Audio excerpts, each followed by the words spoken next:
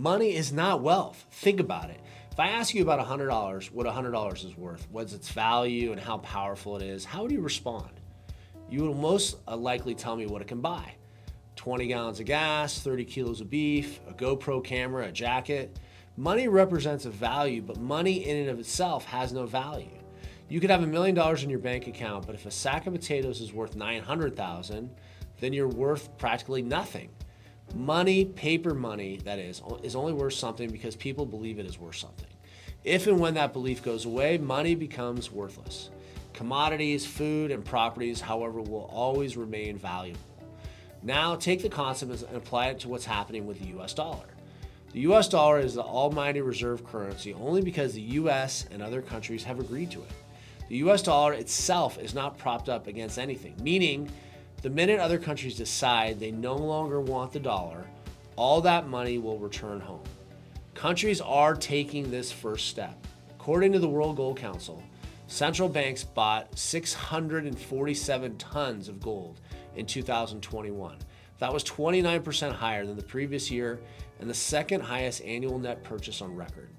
Several central banks increased their gold reserves significantly in 2021, with the most significant purchases made by Hungary, India, and Thailand.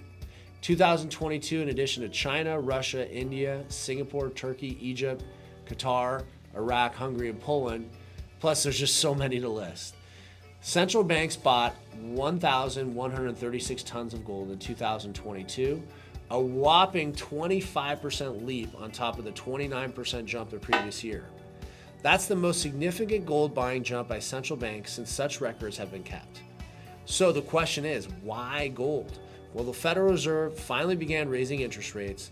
This caused a massive problem for the banks. When interest rates increase, the market prices of bonds and mortgages fall. Because of the Fed's frantic rate-raising pace, a significant arbitrage opportunity emerged and people jumped all over it. Banks only pay depositors about 0.3% on most deposits. Depositors began withdrawing their money from banks to buy U.S. Treasury bills paying as close to 5%, creating bank runs. Investors realized that even higher yielding paper instruments remain vulnerable to inflation and possibly even default. Gold, on the other hand, can't default and it can't go bankrupt because there's no organization behind it, especially if you physically own the gold. You can bring it anywhere in the world and it is just as valuable as it is here as it is anywhere.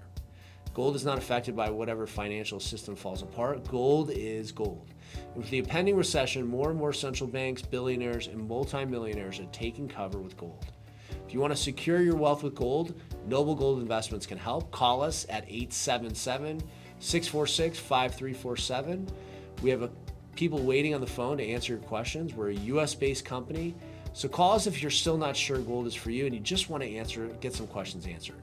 We also have a number of comprehensive gold and silver investment guides, which you can download on our website at noblegoldinvestments.com.